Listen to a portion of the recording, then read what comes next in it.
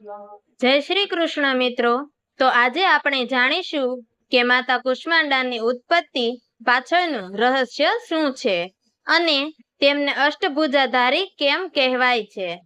માતા કુષ્માંડા દેવી દુર્ગાના ચોથા સ્વરૂપ તરીકે પૂજાય છે। માતા કુષ્માંડાનું સ્વરૂપ અત્યંત શાંત અને હળવા સ્મિત સાથે છે। તેઓ સ્થાપત્યમાં સૃષ્ટિનું સર્જન, સંરક્ષણ અને સંહાર કરવાની શક્તિનું પ્રતીક છે।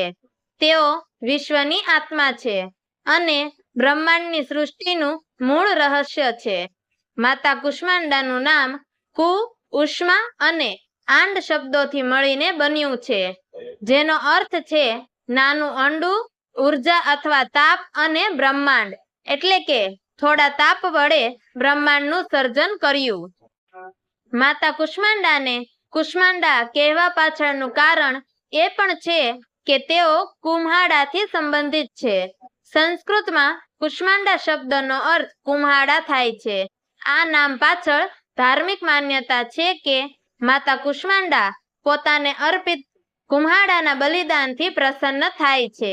એ માન્યતા છે કે મા કુષ્માંડાએ પોતાના હાસ્યના તેજસ્વી પ્રકાશ દ્વારા બ્રહ્માંડની રચના કરી હતી અને તેથી જ તેમને બ્રહ્માંડની જનની ગણવામાં આવે છે।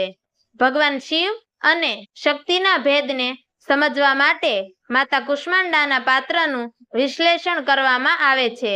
માતા કુષ્માંડાની ઉત્પત્તિ એ તે સમયની છે જ્યારે સમગ્ર અંધકાર વ્યાપી રહ્યો હતો અને કોઈ પણ જગત અથવા બ્રહ્માંડનું અસ્તિત્વ ન હતું।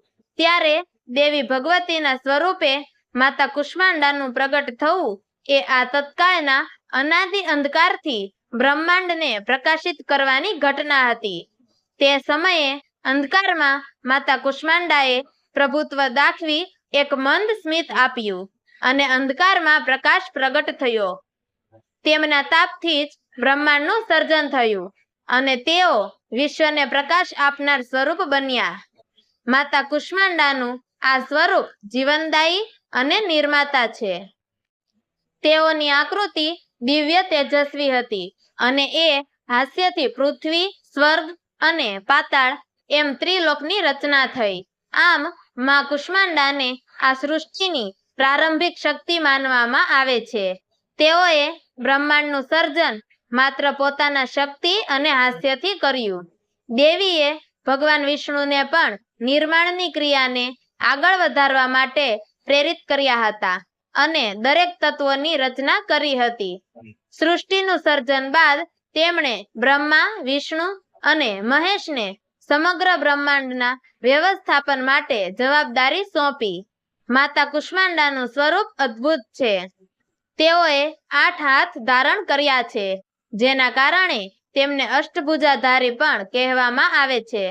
તેમની 8 બાજુઓમાં હથિયાર અને રત્નો ધારણ કરવામાં આવ્યા છે। માતાના 8 હાથોમાં કમંડલ, ધનુષ, બાણ, કમળ, અમૃત કળશ, ચક્ર, ગદા અને જપમાળા છે।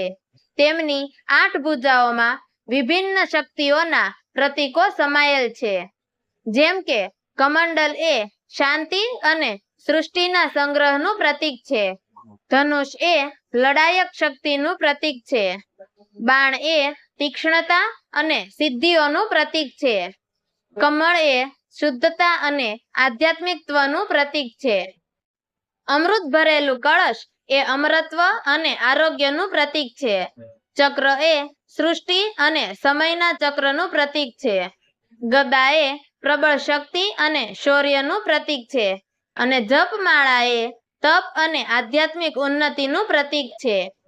તેમના હાથે ધારણ કરાયેલા આ શસ્ત્રો અને ચિહ્નો દ્વારા દર્શાવાય છે કે દેવી કુષ્માંડા પોતાની શક્તિથી બધા જ્ઞાન, પ્રજ્ઞા અને શક્તિઓને માર્ગદર્શન આપે છે।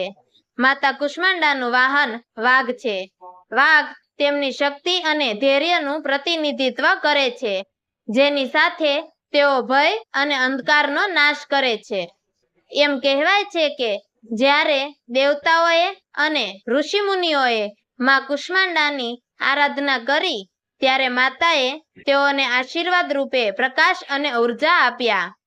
માતાના આ સ્વરૂપની પૂજાથી અર્ધરોગ, ઈર્ષ્યા, બીમારીઓ તેમજ ઘરની બધી મુશ્કેલીઓ નષ્ટ થાય છે. તો ચાલો હવે આપણે જાણીશું કે આ દિવસે માતા કુષ્માંડાની પૂજા કઈ રીતે કરવી જોઈએ. ભક્તોએ વહેલી સવારે સ્નાન કરીને સ્વચ્છ વસ્ત્ર ધારણ કરવું. ઘરમાં શાંતિ અને પવિત્રતા હોવી જોઈએ. સૌ પ્રથમ પૂજાના સ્થાનને ગંગાજળ છાંટીને શુદ્ધ કરવામાં આવે છે. પૂજાના આરંભે ભક્તો માતાની મૂર્તિ અથવા ચિત્રને સ્થાપિત કરે છે અને તેમની પાસે સૌ પ્રથમ શાંતિ અને પ્રસન્નતાની પ્રાર્થના કરે છે. માતાને પ્રસન્ન કરવા માટે ચોખા, ફૂલ, ધૂપ, દીવો અને રક્તચંદનના ઉપયોગથી પૂજન કરવામાં આવે છે. ખાસ કરીને માલપુઆ સાથે કોળાને પ્રસાદ સ્વરૂપે તૈયાર કરવામાં આવે છે, કેમ કે કોળું તેમને અત્યંત પ્રિય છે. તે પ્રસાદ રૂપે અર્પણ કરવું અનિવાર્ય છે. માતા કુષ્માંડાને ગંગાજળ, દૂધ, ઘી, મધ અને પવિત્ર પદાર્થોથી અભિષેક કરવામાં આવે છે. આ આચારને દૈવી શક્તિ સાથે ભક્તનો સંબંધ વધુ મજબૂત બનાવવા માટે કરવામાં આવે છે. માતાને દૂધ અને ચંદનની વિધિવત માળાઓ ધરાવવામાં આવે છે. પુષ્પો અને ચંદન દ્વારા માતાની કૃપા પ્રાપ્ત કરવામાં આવે છે. માં કુષ્માંડાને ફૂલ અર્પણ કરવા, ખાસ કરીને લાલ ફૂલ, જે તેમને ખૂબ જ પ્રિય છે. એ પછી ધ્યાન કરતા સમયે ઓમ કુમ કુષ્માંડાય નમઃ મંત્રનો જાપ કરવો અને તેમની સ્તુતિ કરવી. ધૂપ અને દીવા પ્રગટાવી માતાની આરતી કરવી. આરતી કરીને પૂર્ણાહુતિ આપી પ્રસાદનું વિતરણ કરી માતાનો આભાર વ્યક્ત કરવામાં આવે છે. આમ માતા કુષ્માંડાની પૂજાથી રોગ બાધાઓથી મુક્તિ મળે છે અને ભક્તને તેના જીવનની તમામ સમસ્યાઓમાંથી સુખ અને સમૃદ્ધિ તરફ આગળ વધવાની શક્તિ મળે છે. જેમની કુંડળીમાં સૂર્ય નબળો છે તેમને માં કુષ્માંડા તેમની પૂજા દ્વારા ઉર્જા અને શક્તિ પ્રદાન કરે છે. ગૃહસ્થો માટે માતા કુષ્માંડાની પૂજા કરવાથી તેમને સંતાન સુખ, વૈવાહિક સુખ અને જીવનમાં કીર્તિ પ્રાપ્ત થાય છે. માતા કુષ્માંડા પૌરાણિક માન્યતાઓ પ્રમાણે આરોગ્ય, સમૃદ્ધિ અને સફળતાની દેવી છે. તેઓ ભક્તોની મનોકામના પૂરી કરે છે અને તેમના દુઃખને દૂર કરે છે.